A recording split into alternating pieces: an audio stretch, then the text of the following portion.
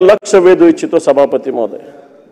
आज शिक्षण या विषयावर बोलत असताना वेगवेगळ्या ठिकाणी शिक्षणाची जी स्थिती आहे, जिल्हा परिषदेच्या शाळा याचं स्ट्रक्चरल ऑडिट होण्याची आवश्यकता आहे सभापती महोदय। जिल्हा परिषदेचा शाळेचा दर्जा हा सुद्धा सातत्याने घसरतोय सभापती महोदय। विशेषतः मराठवाडा आणि विदर्भामधले जवळपास 33% विद्यार्थी असे आहे की ज्यांना नीट अंक लिहिता येत नाही आणि ज्यांना नीट अक्षरी वाचता येत नाही सभापती महोदय। अशा प्रकारची स्थिती या राज्यामध्ये। सभापती महोदय, हे सगळं बोलत असताना शालेय गणवेशाचा मुद्दा मी आपल्या समोर मांडू इच्छितो।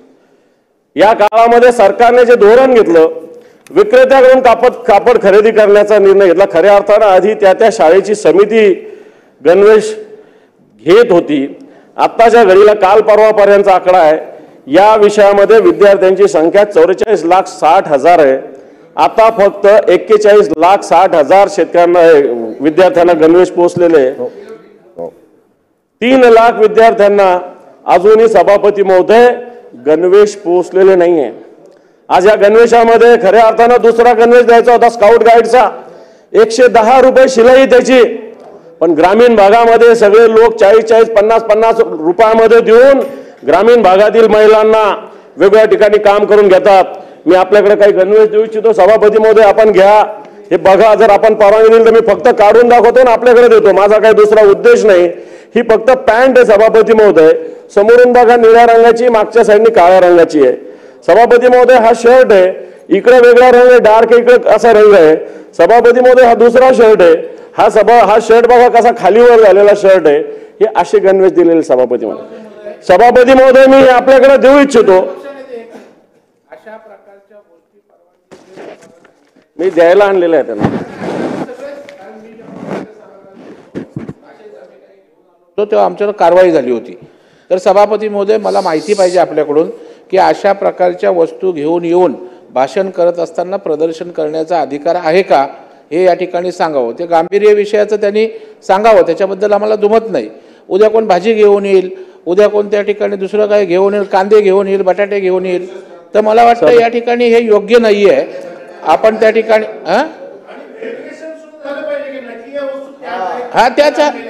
अगदी बरोबर, म्हणजे हे बरोबर नाही। त्यांनी अत्यंत चांगलं भाषण पहिल्यापासून करतायत, त्याच्याबद्दल काय मला म्हणायचं नाहीये। या संदर्भामध्ये असं आपण म्हणताय त्याच्यामध्ये तथ्य आहे असं आणता येत नाही, परंतु त्यांनी जे काही आता उदाहरणादाखल दाखवलंय निश्चित स्वरूपामध्ये योग्य ते उचित विषय। परवानगी घेतली त्यांनी, परंतु मी परवानगी घेण्याच्या अगोदरच देण्याच्या अगोदरच त्यांनी दाखवलं, परंतु हरकत नाही की परवानगी दिली नाहीये।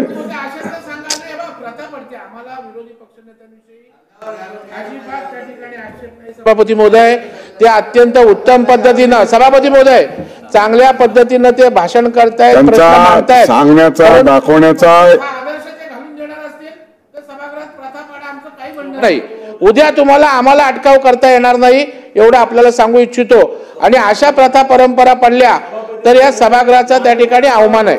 मला वाटतं यापुढील कोणतीही गोष्ट होत असताना जरा पूर्व परवानगी घेतली तर आणखी उचित होईल। त्याच्यामुळे त्यांनी जे दाखवलं आणि अनाऊन्स केलं, परंतु मी कुठली परवानगी दिली नसताना त्यांनी दाखवलं, त्यांचा काही हेतू तसा नव्हता। परंतु आता या पुढील कालखंडामध्ये कुठलीही गोष्ट दाखवत असताना पूर्व परवानगीशिवाय आपण करण्यात येऊ नये एवढं आपल्याला सांगतो।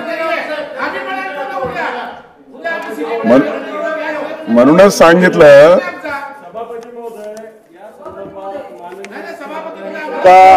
सभागृहामध्ये हा गणवेश दाखवलेला होता।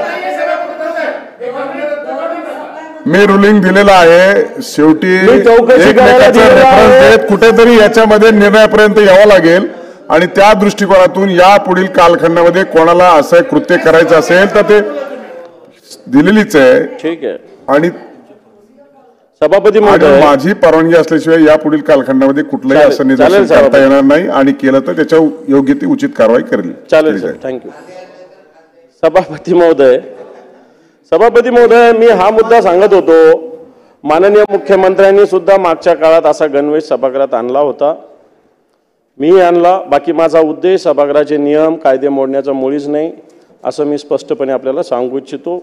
नियमाचं कायद्याचं पालन करण्याची माझी पूर्णपणे मानसिकता आहे। सभापती महोदय, हे जे गणवेश आहे आपण तपासू शकता, माझं याच्यात काही नाही. मी हे असा प्रकार झालेला आहे आपल्या निदर्शनास आणून देऊ इच्छितो.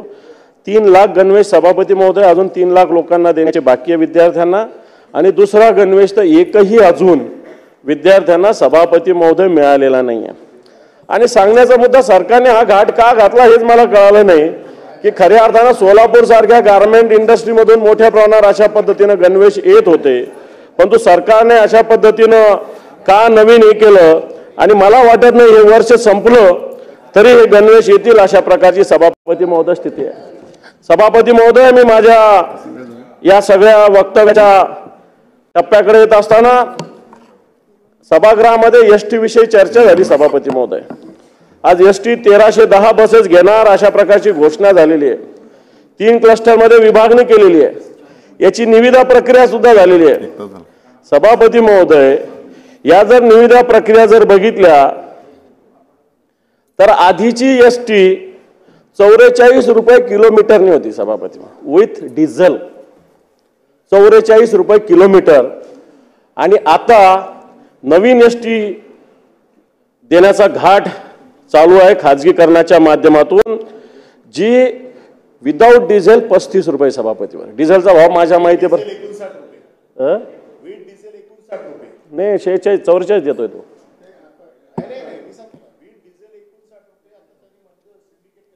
हा, म्हणजे आधी सभापती महोदय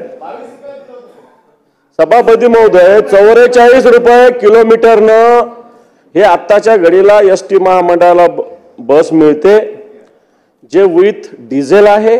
आता विदाउट डिझेल माझ्याकडे माहिती 34-35 रुपयाची, अनिल परब मला 59 रुपये सांगतात, परंतु 34 असेल किंवा 59 असेल, 59 तर खूपच जास्त झालं विदाउट डिझेल. आणि विदाउट डिझेल 34-35 रुपये असले तरी ते पहिल्याच्या प्रमाणात अतिशय महाग आहे. आणि म्हणून या कंपन्या कशा पद्धतीनं काय करतात मला तर याच्यावर माझ्याकडे आता डिटेल नाही, परंतु अशा पद्धतीनं त्याच्यामुळे अशा पद्धतीनं सभापती महोदय या विषयाकडं सरकारनं गांभीर्यानं बघण्याची गरज आहे. जनतेचा पैसा आहे हा. कोणाचं नाही, एसटी महामंडळाचे अधिकारी. मला कोणाला हे नाही करायचं, मला व्यक्तिगत काही नाही, परंतु एक कुसेकर नावाचे MD MSRTCचे हे याच्यात संपूर्ण कारवाई करतात. मला असं वाटतं याच्यामध्ये माझ्याकडे कंपन्याचे पण नाव आहे, city line, travel time, Anthony, या सगळ्या केरळच्या आहे, तामिळनाडूच्या आहे, बरं का आहे, त्या कंपन्या आहे. मंत्री आहेत ना, खाली गिलोटिन आहे आणि त्यामुळे माननीय उपमुख्यमंत्री होते इथे. सभापती महोदय, आमचा मुद्दा असा आहे की आम्हाला पण समजतं खाली गिलोटिन आहे, मंत्री सगळे तिकडे आहेत, पण काहीतरी सिरियसनेस आहे की नाही. या सगळ्यात महत्वाचा अंतिम आठवड्याचा प्रस्ताव जेव्हा विरोधी पक्ष नेता जेव्हा बोलत असतो त्यावेळेला एक तर सभागृहाचा नेता पाहिजे, मुख्यमंत्री पाहिजे किंवा सिनियर कोणतरी पाहिजे. खाली गिलोटिन आहे, आम्ही समजू शकतो, गिलोटिनला देखील मुख्यमंत्री लागत नाही, फक्त अर्थमंत्री कोण असेल तर बघा, एक मुख्यमंत्री, 2 उपमुख्यमंत्री, एवढं सगळं. मंडळाचा अध्यक्ष कुठे आहे? मंडळाच्या एसटीचा विषय मंडळाचा अध्यक्ष, जे मंत्री बसलेत त्यांना माहित नाही विषय कुठला चालू आहे. मला माहित आहे, मला या विषयाची पूर्ण माहिती आहे सभापती महोदय. त्यामुळे सभागृहाचे नेते आता गिलोटिनसाठी खाली गेलेले आहेत. त्यामुळे मंडळाचा अध्यक्ष, परिवहन मंत्री, जे काही तुम्हाला जे काही म्हणायचंय ते तुम्हाला सगळी परिस्थिती माहिती आहे. त्याच्यामुळे मला वाटतं मंत्रिमंडळाचे प्रतिनिधी सभागृहामध्ये उपस्थित आहेत, सगळं माहित आहे त्यांना, पूर्ण जास्तीचा अभ्यास आहे. विरोधी पक्षनेत्यांनी किती रुपयाचा रेट कोट केला सांगा. नाही, इथे काही प्रश्न उत्तर घेऊन आपल्याला काही आता परीक्षेला जायचं नाहीये, याची पूर्ण इतंभूत नोंद घेते आहे आणि निश्चित स्वरूपामध्ये त्याच्यात उत्तरात त्याचं सामील होईल. सभापती महोदय 44 रुपयांनी आधी बस चालत होती. आता दिल्ली येथील ही कंपनी, दिल्ली येथील सिटी लाईफलाईन कंपनी, केरळ येथील अँथनी कंपनी आणि गुजरात येथील ट्रॅव्हल्स टाइम कंपनी. आपल्या राज्यात काही कंपन्या नाही का हा माझा प्रश्न आहे, तो ठीक आहे, तो टेंडरचा विषय कोण आलं कोण नाही आलं मला, पण या कंपन्या बाहेरच्या आहेत आणि यांना 35 रुपये, यांनी तर 59 रुपये नोंद केलेली आहे, परंतु 35 रुपयापर्यंत त्याच्यापेक्षा खाली देणार नाही. राज्याच्या नाही देशातल्या वेगवेगळ्या वर्तमानपत्रात या आपल्या राज्याची एसटी महामंडळाच्या कारभाराची सभापती महोदय याच्यामध्ये बदनामी झालेली आहे. आणि मग याच्यातले कोण संबंधित अधिकारी आहे? तर यांच्यावर एक कुसेकर नावाचे जे MD आहे MSRTCचे, यांच्यावर कारवाई झाली पाहिजे. राज्याचा हा जनतेचा पैसा आहे, अशा पद्धतीनं एसटी मध्ये भ्रष्टाचाराच्या रूपानं जर हे घालवणार असेल तर मला वाटतं त्यांच्यावर योग्य कारवाई करण्याची आवश्यकता आहे. सभापती महोदय, मला सकाळी एक मुद्दा मांडायचा होता, तो राहून गेला. 289 आपण मुंबईचा वेगळा विषय असल्यामुळे मी बोललो नाही, परंतु कांदा उत्पादकांचा एक महत्वाचा मुद्दा आहे सभापती महोदय. केंद्र शासनाने कांद्याच्या निर्यातीवर 20% शुल्क लागू केलेले सभापती महोदय. सभापती महोदय, जो कांद्याचा भाव 3800 रुपये होता तो 1000 रुपयापर्यंत आलेला आहे काल परवा. आणि त्याच्यामुळे कांदा उत्पादक शेतकरी सभापती महोदय अतिशय हवाल दिले. बरं, आता हे जर एवढ्या या भावानं स्वस्त भावाने घेतात तर मार्केटमध्ये ग्राहकांना स्वस्त मिळतो, तर ग्राहकांना 16 ते 80 रुपयानं कांदा मिळतोय. प्रत्यक्षात बाजारामध्ये मार्केट कमिटीमध्ये 1000 रुपयापर्यंत कांद्याचा भाव गेला आहे. सभापती महोदय, या कांद्याच्या प्रश्नावर खऱ्या अर्थानं 20% जे निर्यातीवर शुल्क लावलेलं आहे हे रद्द होण्याची आवश्यकता आहे. कारण आपल्या राज्यात कांदा हे पीक महत्वाचं आहे. सोयाबीन आणि कापसावर मी सातत्यानं भूमिका मांडलेली आहे. आणि म्हणून या सगळ्या अंतिम आठवडा प्रस्तावावर बोलत असताना या राज्याची खऱ्या अर्थानं कायदे सुव्यवस्थेची परिस्थिती जर बघितली तर या राज्यात सरकार आहे का? हे राज्य कुठं गतीनं जाणार म्हणतात, हे राज्य थांबणार नाही म्हणतं, हे राज्य पूर्णपणे थांबलेलं आहे. शिक्षणाची परिस्थिती अतिशय वाईट आहे सभापती महोदय. शिक्षण जर बघितलं तर ग्रामीण भागातील जिल्हा परिषदेच्या शाळा बघितल्या, शिक्षणाची अतिशय वाईट स्थिती आहे. उद्योग जर बघितले तर कोणत्या गुजरातला चाललं, कोण मध्य प्रदेशला चाललं. उद्योग धंदे हिंजवडीचे वेगवेगळे IT पार्क मधले जवळपास अनेक उद्योग हे या महाराष्ट्राच्या बाहेर चालेल सभापती महोदय. वेगवेगळ्या ठिकाणी इंडस्ट्रियल एरियामधल्या उद्योग बंद पडलेल्या जागा खासगी लोकांना देण्याचा घाट या सरकारमध्ये घातला जातोय सभापती महोदय. मग उद्योग क्षेत्र असेल, शिक्षण क्षेत्र असेल, कायदा सुव्यवस्थेची स्थिती असेल, शेतकऱ्यांची स्थिती असेल, शेतकऱ्याचा कापूस असेल, सोयाबीन असेल, तूर असेल, कांदा असेल, या सगळ्याचं काम हे सरकार करतंय. आणि हे सरकार थांबणार नाही. कुठे चाललं? हे सरकार थांबलेलं आहे. जनतेच्या दृष्टीने सरकार थांबलेलं आहे सभापती महोदय. कांदा निर्यातीचा मुद्दा मला वाटतं दादांनी सुद्धा काल पत्र लिहिलं केंद्र सरकारला. 20% कांद्याचं निर्यात शुल्क रद्द झालं पाहिजे. दादा आले म्हणून पुन्हा रिपीट तो मुद्दा मागतो. जो कांद्याचा मुद्दा अतिशय महत्वाचा आहे सभापती महोदय. हे कांद्याचं निर्यात शुल्क हे जे केंद्राने लावलेलं हे बंद झालं पाहिजे, हे थांबवलं पाहिजे सभापती महोदय. सातत्यानं महाराष्ट्रातल्या कांदा उत्पादक शेतकऱ्यांना या प्रश्नाला सामोरं जावं लागतं.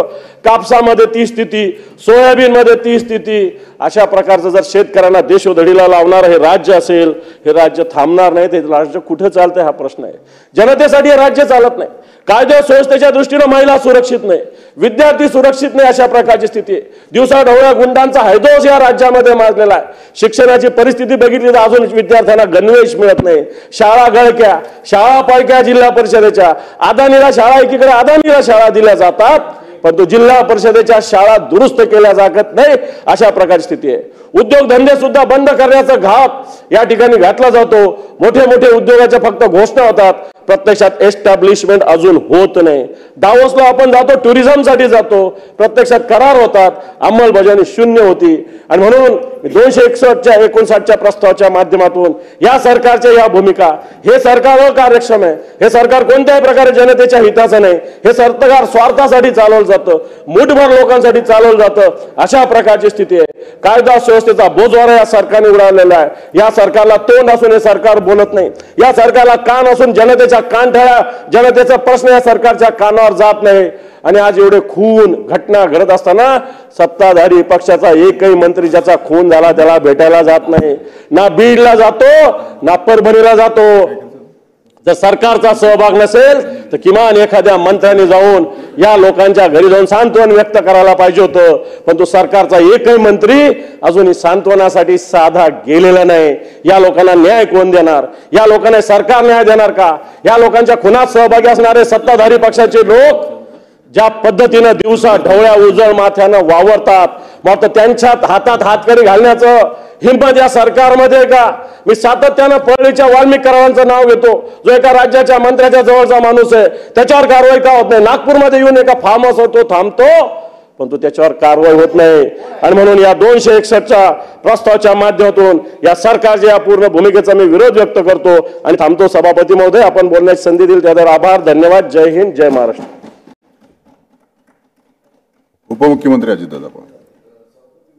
माझी आपल्याला आपल्या मार्फत सभागृहाला विरोधी पक्षनेते दोन्ही बाजूच्या सन्माननीय सदस्यांना विनंती की मी तिकडनं विनियोजन बिल मंजूर झालेलं आहे आणि नेहमीच्या प्रथेप्रमाणे आपण विधानसभेमध्ये विनियोजन बिल मंजूर झाल्यानंतर विधान परिषदेमध्ये देखील मंजुरी घेतो, परंतु त्याआधी